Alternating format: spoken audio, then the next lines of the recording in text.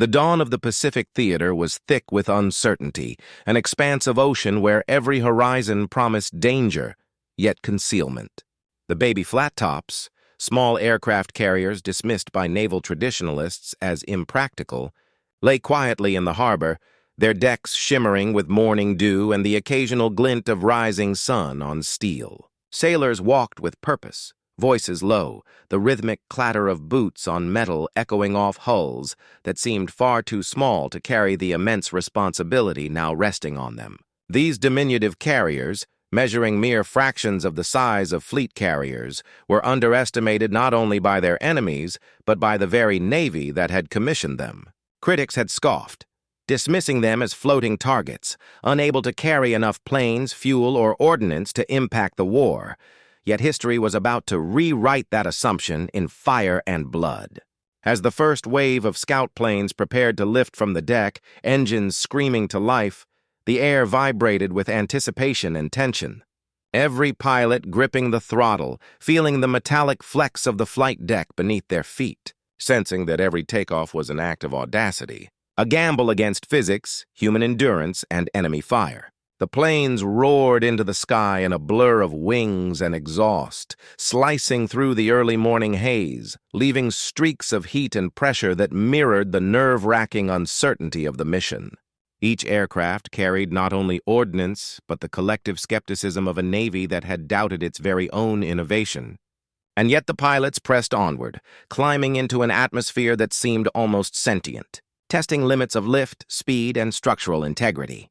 Across miles of ocean, German U-boats lurked beneath the waves, their periscopes piercing the surface, unaware that the coming hours would bring an annihilation that no sonar, depth charge, or evasive maneuver could prevent.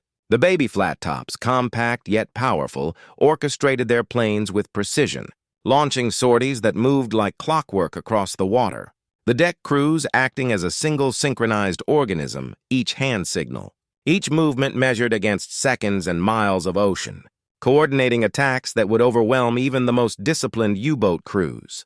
From takeoff to the first drop, the suspense built as the pilots approached their targets, the horizon becoming a theater of unseen tension where the fate of submarines, sailors, and the very perception of these impractical carriers hung in balance.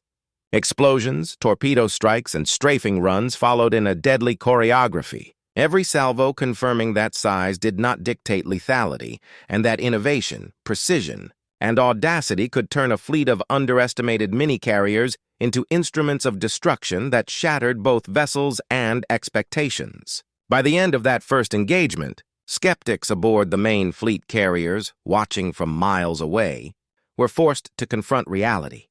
The baby Flattops were not just viable, they were game-changers, capable of reducing U-boat numbers from over 100 to single digits in repeated missions, their small profiles enabling them to maneuver in ways larger carriers could not, creating tactical advantages that reshaped naval doctrine. Every deckhand, every pilot, every officer felt the electric charge of vindication, the silent thrill of proving that intelligence and strategy outweighed raw size. That courage paired with design could triumph over skepticism, and that what the Navy once called impractical could, in the hands of capable crews, redefine the war at sea. The first minute of engagement set the tone for every following sortie, an intense mixture of suspense, precision, and daring, each strike echoing across the waves, each maneuver building the legend of the baby Flattops, and every return to the deck leaving exhausted but exhilarated men who knew they had witnessed something extraordinary. That early mission, recorded in gun cameras, ship logs, and personal diaries, encapsulated the essence of these carriers. Underestimated, audacious, and devastatingly effective, and it was only the beginning of a series of operations that would cement their place in naval history and leave enemies, allies, and skeptics alike in awe of what small ships, bold strategy, and relentless crews could accomplish against the mightiest of underwater predators. The first minute of suspense ended not with a bang, but with a steady realization.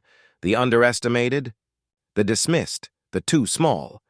These carriers were rewriting the rules, proving that innovation, when paired with courage, could turn even a tiny deck into a launch pad for monumental victory. a testament to human ingenuity and daring that would echo across the Pacific for the remainder of the war and far beyond. The sun rose higher over the Pacific, shimmering off the restless waves as the baby Flattops maneuvered into position, their small hulls cutting through the water like stealthy predators. Deceptively unthreatening, yet loaded with potential devastation. Each carrier seemed to pulse with anticipation, a nervous energy that only intensified as planes roared down compact flight decks, engines screaming, wings vibrating, the sheer force of lift pressing the pilots back against their seats, harnesses digging in as the aircraft lifted into the open sky, ascending in perfect synchrony under the watchful eyes of deck officers whose every gesture, every signal was part of a meticulously choreographed ballet of destruction. From above, the ocean seemed endless, a mirror reflecting the tension and precision of every maneuver below, and yet hidden beneath the surface. German U-boats cruised silently, unaware of the impending storm. Their crews focused on sonar readings and periscope scans, unaware that above them, a fleet of tiny carriers was orchestrating a calculated onslaught that would soon make entire submarines vanish into the blue. The baby Flattops, small yet agile, allowed pilots to launch staggered formations, angles of attack that larger carriers could not accommodate. Planes weaving and diving with an efficiency born of rigorous training and an understanding of their aircraft's capabilities, exploiting the very limitations of the ocean's vastness to mask their numbers and movements.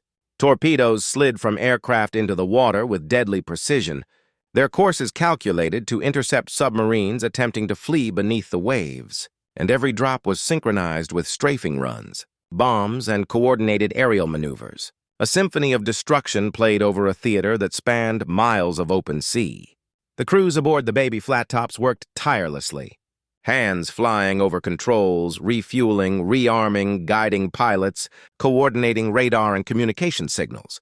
Each man a vital component of a machine that blended human skill with mechanical efficiency. Every second a testament to the synergy between men and metal. As waves crashed against the hulls and wind tore across the decks, planes looped, banked, and dove in perfect harmony.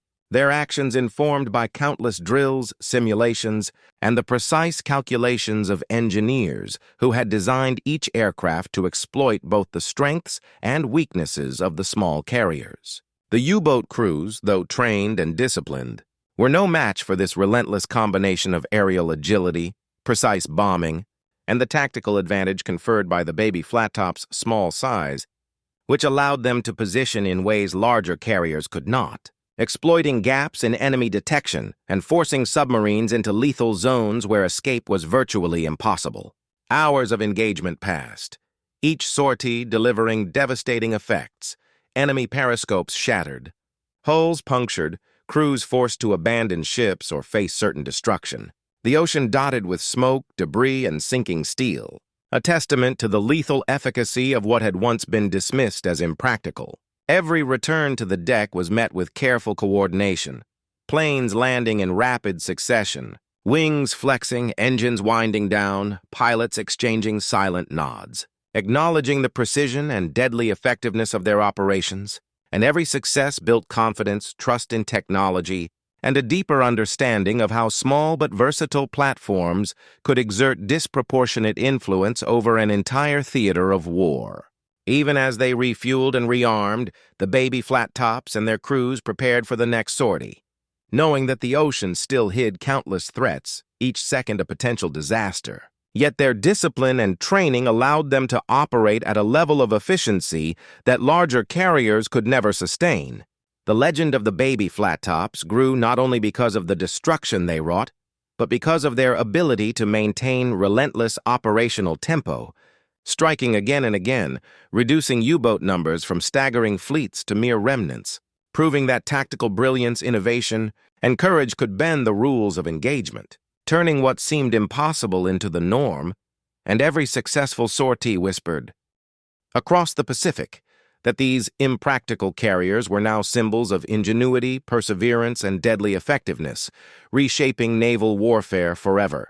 By dusk, the waves reflected streaks of light from exploding flak, smoke trails from diving planes, and the sheen of steel, a reminder that the baby Flattops, though small, had orchestrated chaos on a scale that even the most seasoned admirals could scarcely comprehend, and as the sun sank below the horizon, the crews knew they had proven the critics wrong, rewriting naval doctrine, ensuring that every enemy vessel that dared cross the Pacific would face not just overwhelming force, but precision, coordination, and the strategic genius that small carriers had now brought to life. An enduring testament to the idea that size is never the ultimate measure of power when innovation, courage, and skill converge to dominate the battlefield. As twilight descended over the Pacific, painting the horizon in bruised purples and molten golds, the baby Flattops prepared for night operations. Their decks alive with tension and purpose, lights dimmed to preserve stealth, engines warmed and humming, pilots donning goggles and headsets, instruments glowing faintly in the encroaching darkness, every motion choreographed down to the smallest detail, and every crew member aware that tonight's sortie would test not just skill, but nerves, timing, and the subtle genius of operating these diminutive yet devastating carriers in ways that larger ships could never attempt. Above, clouds drifted like ghosts, masking the approach of the aircraft, while below, the sea stretched dark and foreboding, hiding U-boats that prowled silently, their periscopes the only sign of life. Unaware that an unprecedented method of aerial attack was about to strike, one that leveraged the small carrier's flexibility, rapid deployment, and precision to exploit every weakness of the German submariners. Planes lifted off in carefully timed intervals, their wings flexing against the cool night air, propellers slicing through the darkness, and the pilots felt the familiar vibration and pull. Muscles and minds attuned to the intimate feedback of their aircraft as they banked into formation. Each maneuver rehearsed countless times, yet requiring absolute focus under the weight of operational stakes. The carrier's small decks allowed launches in rapid succession, enabling continuous pressure on the U-boat fleet, reducing the enemy's ability to anticipate attacks, retreat, or repair between strikes. And the first contact was always precise.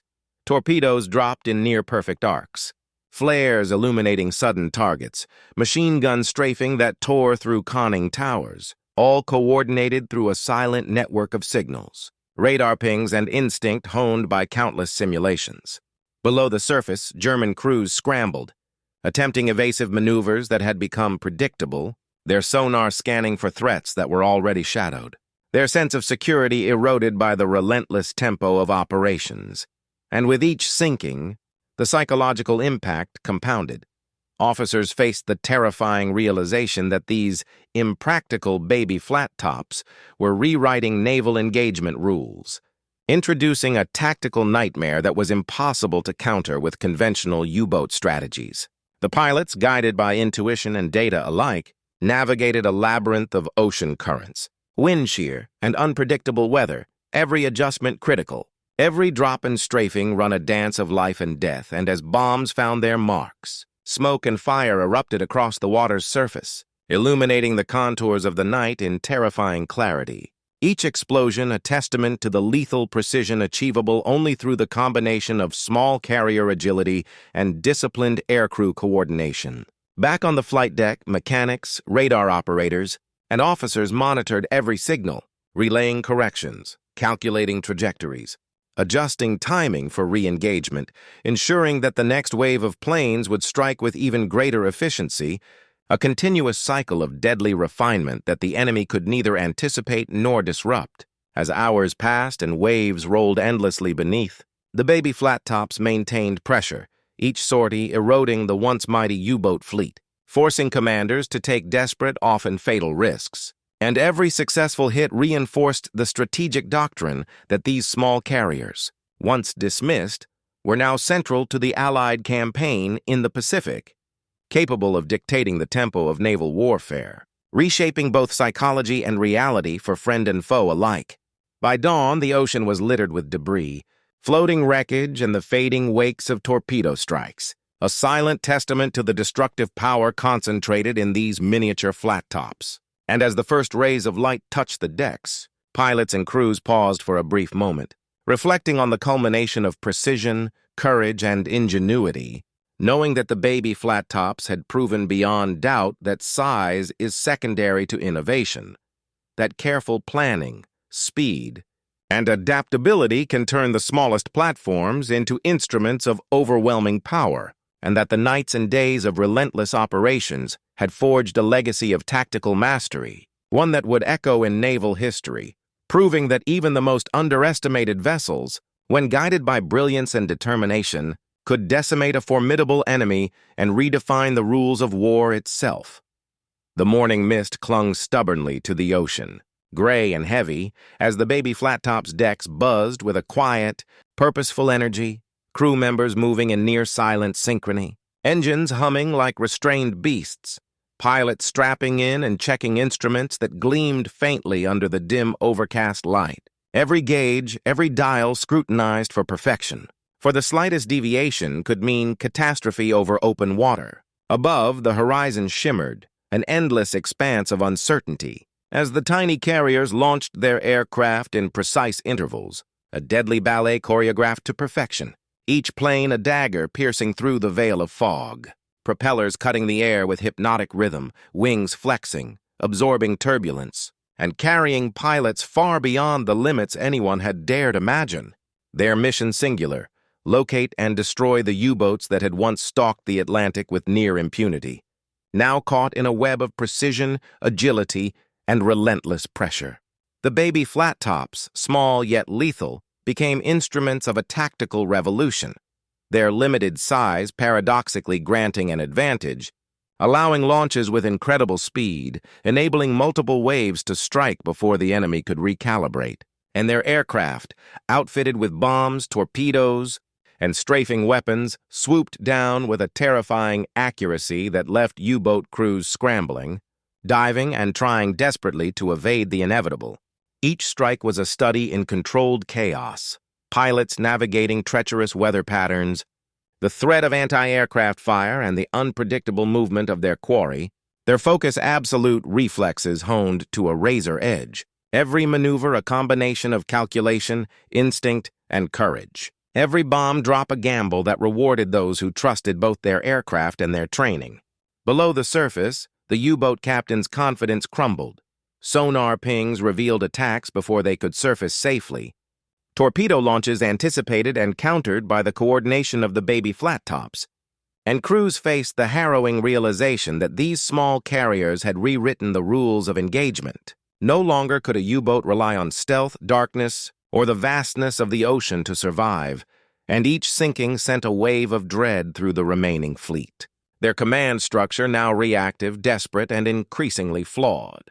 The air was thick with tension and determination, as pilots, flight officers, and radar operators worked in near-perfect synchrony, each strike reinforcing a doctrine that emphasized speed, precision, and adaptability over brute force, turning the once-dismissed vessels into central instruments of strategic dominance. Their impact measured not only in destroyed U-boats, but in the psychological erosion of the enemy's confidence and the establishment of a new paradigm in naval warfare. Every return to deck was met with meticulous debriefing, rapid refueling, and immediate preparation for the next sortie, a continuous loop of lethal efficiency.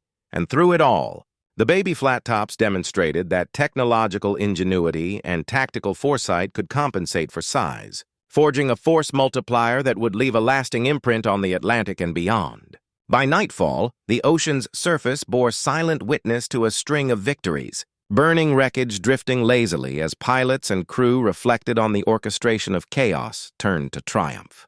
The precision of countless launches and strikes leaving no doubt the Navy's smallest carriers had become its most effective tools, their combination of speed, flexibility, and tactical ingenuity transforming naval combat into a science of decisive, unstoppable power. The legacy was unmistakable. Innovation, courage, and relentless execution had proven that even the most underestimated platforms could reshape war, turning small Flattops into giants of the sea in strategy, effect, and legend.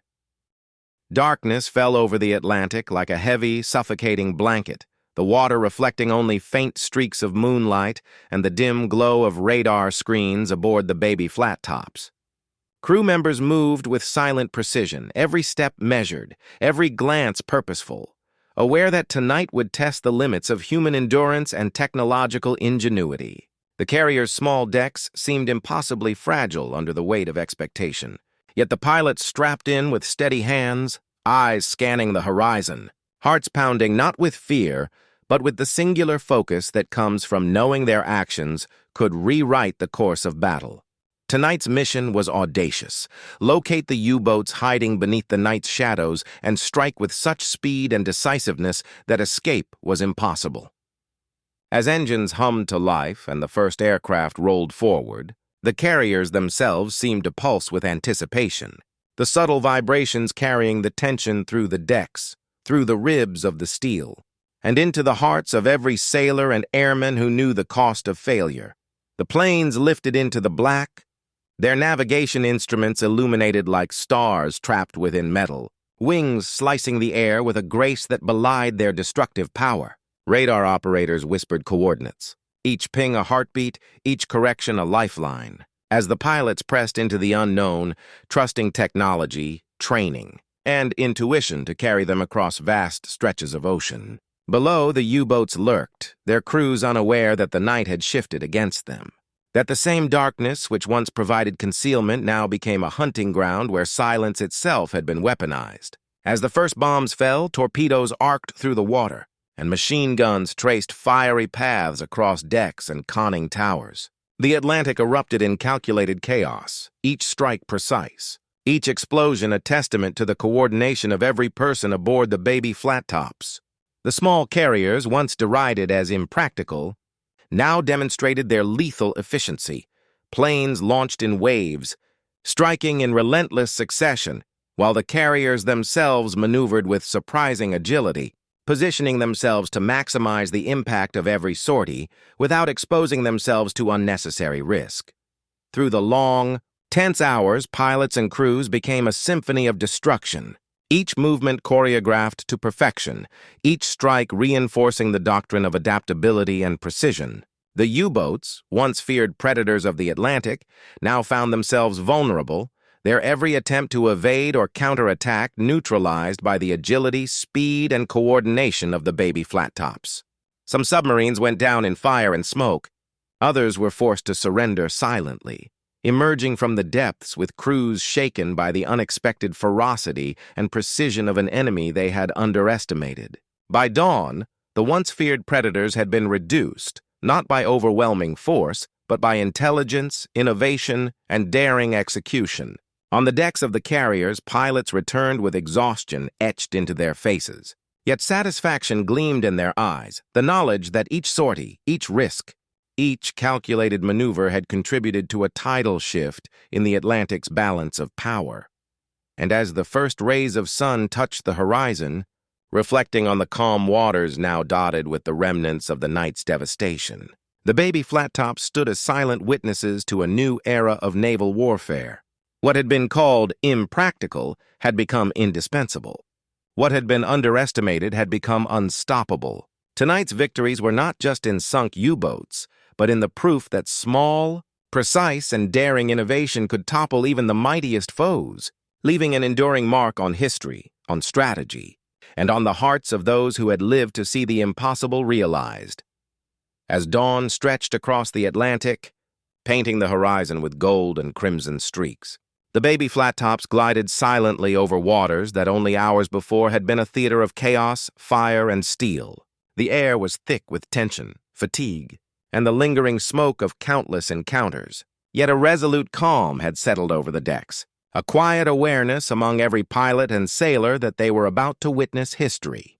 This final mission was both culmination and testament, a proving ground for ingenuity, bravery, and the unyielding spirit of men and machines deemed impractical by skeptics who could not imagine such small carriers dictating the outcome of an oceanic war. Pilots strapped in, instruments humming, engines vibrating with latent power, feeling the wings flex and the deck beneath them respond to every nuance, aware that today would etch their deeds into the annals of naval lore. As the planes lifted into the pale morning light, the Atlantic reflected the sky like a fractured mirror. clouds breaking apart as if bowing to the rhythm of engines, propellers, and the unshakable determination of crews who had flown these small carriers through storms, darkness, and fire. Every maneuver was precise, every command deliberate, the culmination of countless hours of training, countless lives dedicated to mastering the impossible. The U-boats, those once feared hunters of the Atlantic, now surfaced like trapped predators, their crews startled and desperate, realizing too late that size, speed, or stealth could not overcome coordination, strategy, and the audacity of human innovation. Bombs arced, torpedoes sliced through water, tracer fire streaked across the horizon, and each strike, calculated to perfection, reduced the enemy's strength while showcasing the lethal effectiveness of baby Flattops. As the final strikes fell, the scale of achievement became undeniable. Submarines were incapacitated, sunk, or forced to retreat. Enemy crews, exhausted and demoralized, recognized the unmatched skill and innovation that had turned these tiny carriers into masters of the sea. Pilots returned, engines winding down, wings flexing and still gleaming under the early sun. The carriers themselves moving with quiet dignity across waters that had become a graveyard for 77 U-boats.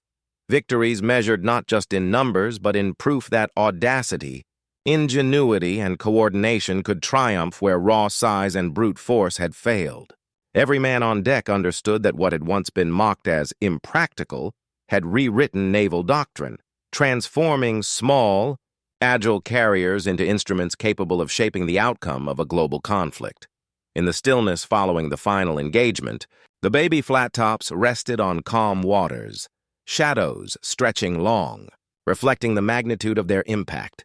Crew members walked across decks, fingers brushing the metal, memories of nights spent in darkness and chaos mingling with the sunlight of accomplishment. Veterans whispered quietly to one another, marveling at how innovation had overcome skepticism, how courage had amplified technology, and how precision had defeated raw force. The Atlantic, once a hunting ground for hidden predators, had been tamed not by overwhelming firepower, but by ingenuity, adaptability, and daring execution.